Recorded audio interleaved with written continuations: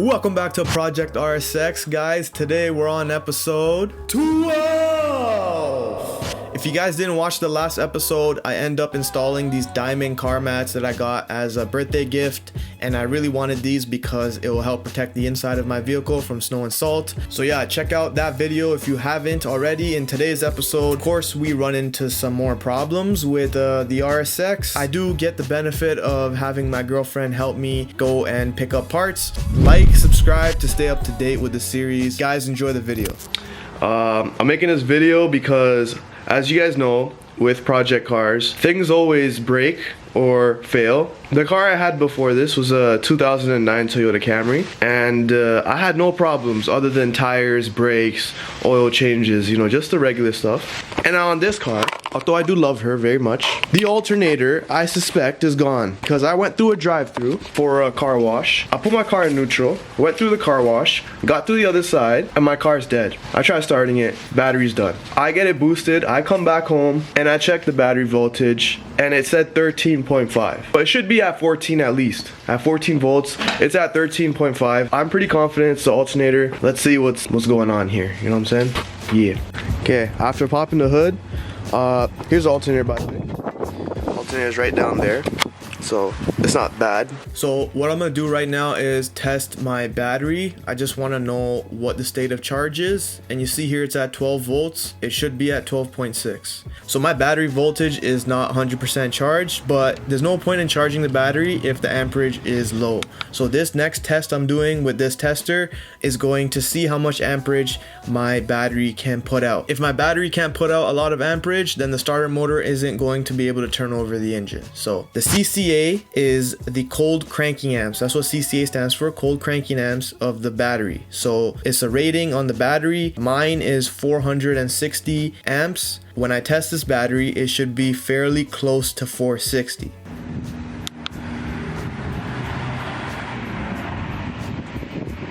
And you see here, it's 125. So that's not good. It doesn't have the amperage needed. So my battery is toast. Let me give you guys an update. I just pulled out the automatic belt tensioner, and it's all rusty, and I'm just gonna replace this anyways because I want my alternator to spin as it should be, and this plays a huge part in that because it makes sure the belt is tight. I had to unbolt the power steering pump because underneath it is the alternator. I didn't disconnect the lines because I'm not trying to make a mess, and you can pop the reservoir. The reservoir was right in here like this, so I just popped it out, disconnected this. It's 2 bolts, one on this side right there and the other one down there. You see that? Down there. After that, the belt tensioner was right here, so now we're at the alternator. So before I actually disconnect this, I'm gonna go ahead and take out the battery because my battery was weak too, and I'm gonna have to replace this. God damn, it's cold.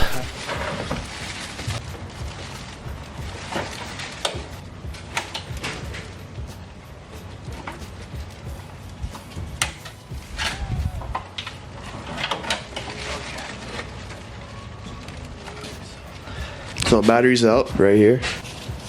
You see here, 460 CCA. Battery was only testing at 120 CCA, so I needed it anyways. Alright, so I ripped out a few parts. Battery, belt tensioner, and the alternator. These are the parts we're gonna replace. And the belt too. My girlfriend's here, she's gonna drive me to get the parts. So let's get that. I have to rip out the drive belt too, so let me just do that too. Drive belt out.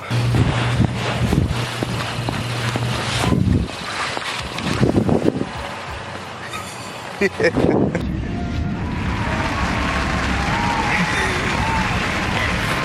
let's get it. Where are we going? To the mall. Oh my god, yeah. Auto mall. So, what parts are we buying today?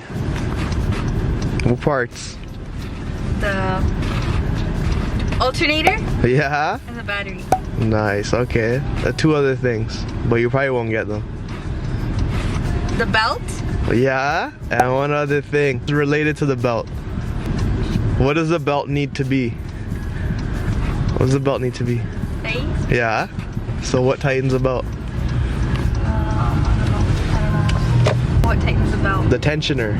And it just looked rusty, so I was like, I'll replace it. We're here.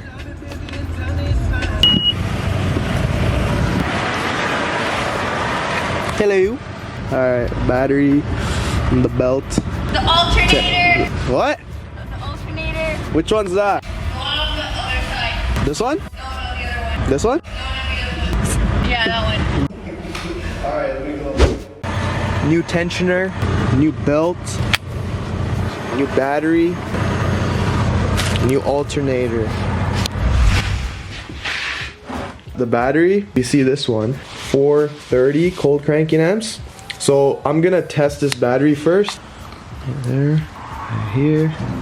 It says 12.66. 12.6 means it's 100% charged. I'm gonna do battery test. It's out of the vehicle. Regular battery, CCA. So we're gonna match it. It says 430. Make it 430, and then test it. And see, it says good battery. The voltage is 12.67, and it measured 474, which is higher than what it was rated, 430. Usually batteries do that. They're higher when they're new, so this battery is good. I needed this because when I checked for charging voltage, it was 13.5 volts, and it should be 14 at least. That's why I got this. I needed these two together. I already changed the starter motor on the RSX, so if I change these two, that's like the main three components for the electrical system changed, so it should be fine there. I also got a drive belt. This one's by Continental. You see right there, Continental. Here's the new one. This is the old belt right here. I didn't need a belt originally. I just thought I might as well change it, but then when I looked at this one, see, it's starting to crack. It's not bad. I could use this belt, but I'm like, if I'm already here, I paid 30 bucks for a new one, I might as well just replace it. So okay, so to make sure you have the right drive belt, you're gonna go by the number of ribs. So 1, 2, 3, 4, 5, 6, 7. 1, 2, 3, 4, 5, 6, 7. And you're also gonna go grab it on one end, stretch it, and make sure it's about the same. And you see that's pretty much the same length. So that's what you want. And then the last thing I got, the belt tensioner. So this is the new one, obviously. If you look at the old one, it's just rusted. I'm already here, might as well change this. This will keep tension on the belt, making sure that it spins the pulleys as it should without any slippage. It is finally time to get to work. So the first thing I do is I feed the belt down so I can worry about that later. The alternator is gonna go in first. So you see the alternator here, very nice. It has two connections. One is for the wire that's gonna go there, one's for a connector. So here's the connector. I'm just gonna feed this down there and let it sit down there for a bit.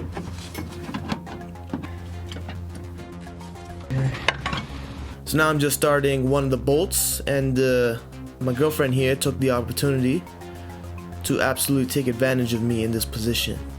But anyways, we go and connect the connector, and I also clean this bolt up, put some honey goo. Honey goo is very nice. It's basically like penetrating oil, but it smells good. It smells like honey.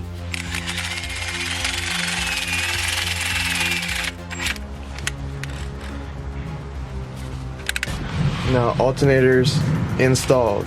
We gotta do the tensioner next, and then I'll put the belt on, throw all this back on, power steering pump, and I put the battery on when we're done. So we can actually move forward and install the new belt tensioner. It's very easy to install.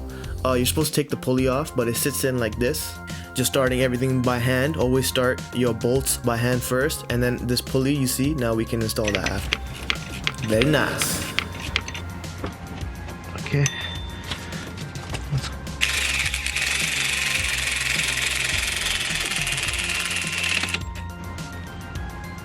Okay, that's in.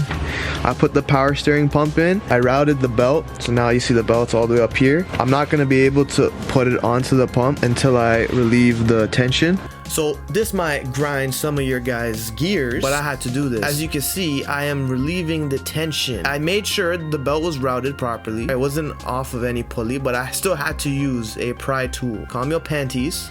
Nothing was damaged, and the belt went on, and even afterwards, the belt had a good amount of tension on it. So go suck yourself. Now it's just the battery, and then that's it. And while installing the battery, I do end up making a rookie mistake, which you guys will see that afterwards. I'm not gonna be able to put the handle down. So I'm gonna end up figuring that out later.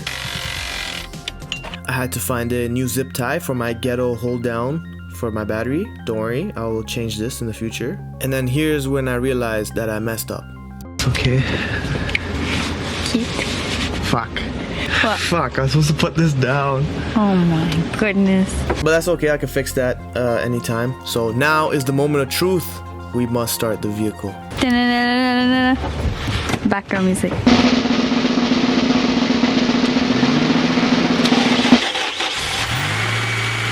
And just like that, background music, the vehicle has started. And everything was nice. Guys, the belt was running straight. You know, it wasn't off. Measure the battery voltage. Charging well over 14 now. We're at 14.2 basically, whereas before it was at 13.5. And everything's looking good, except... Alright guys, so here's the problem. My rsx starts, but the battery light stays on. Battery light's on. There's battery light. I don't want to see that light. I already have enough lights on my dash, man. Like, what is this? To basically sum up the whole problem, I had to go and swap out the alternator again. I had to do everything I did twice, which sucks. It had to be done. I'm not gonna drive my car with this battery light on if it wasn't on before. So I called up the parts company. They said, bring back the other alternator. We'll give you a better one. This one, when I put it in,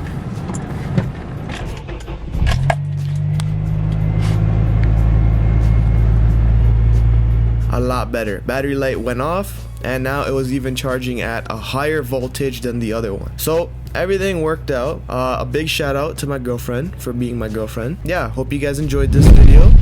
Make sure you subscribe, like, do all that good stuff that will help support the channel, and I'll keep you guys informed whenever I release another episode on the rsx, and I'll catch you guys in the next episode.